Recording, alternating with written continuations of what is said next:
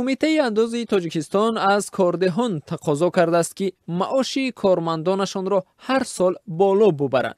در کمیته اندازه تاجیکستان روز 5 سپتامبر بر رادیو آزادی در شرح این طلبات نو گفتند تحلیل ها نشان داد که بسیاری از صاحبکاران حد نهایی معاش را در سندها نشان داده حق مزد واقعی کارمندانشان را روی پوش میکنند. کمیته میگوید نوابسته به تاکیدهای پی در پی صاحبکاران مزد معاش کارمندانشان را بلند نمیکنند. این کمیته از کاردهان طلب کرده است که معاش کارمندان را هر سال با نظرداشت سطح تورم بالا ببرد.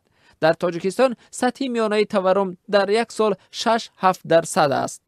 اما صاحبکاران در تاجیکستان که از کاردهان اصلی به شمار می آیند میگویند عین زمان بیزنس در شرایط بحران پیش می رود و آنها امکانیت مالی بالا بردن معاش کارمندانشان را ندارند. خلاصه های کمیته بر اساس سندهایی است که کاردهان به عنوان آن میفرستند، ولی این کمیته میگوید در اصل کاردهان معاش واقعی کارمندان را پنهان کرده در سندها مزد معاش را در سطح حداقل نشان میدهند.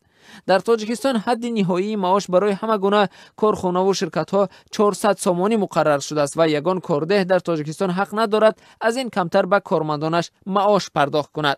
بنابراین کمیته انداز به تمام شعبه هایش در شهر و نواحی کشور دستور داده است که من بعد انداز را از معاش کارمندان طبق میزان معاش میانه بستانند. برای مثال این کمیته گفته است معاش میانه در ساحه ساختمان در تاجیکستان 2149 سامانی است و کاردهان نیز باید از روی همین میزان معاش به دولت انداز سپارند.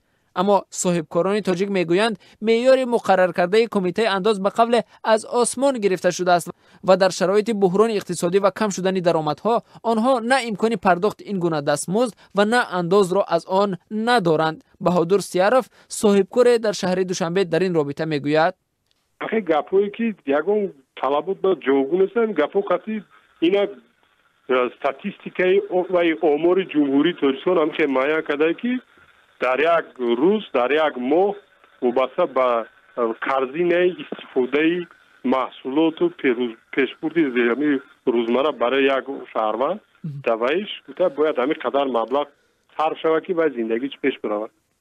همونجا که و خلاصه ما در صدر وقتی که گپ شد صاحبکار میگه من همین روز کچکه نخوردم میگه برادر تو مرا چقدر دستیمای کچکه دما مثال میبری. شکایت های صاحبکاران علاهیده و شرکت های داخلی و خارجی از میزان بلند انداز و شیوه حساب شدن آنها سالهاست شنیده می شود.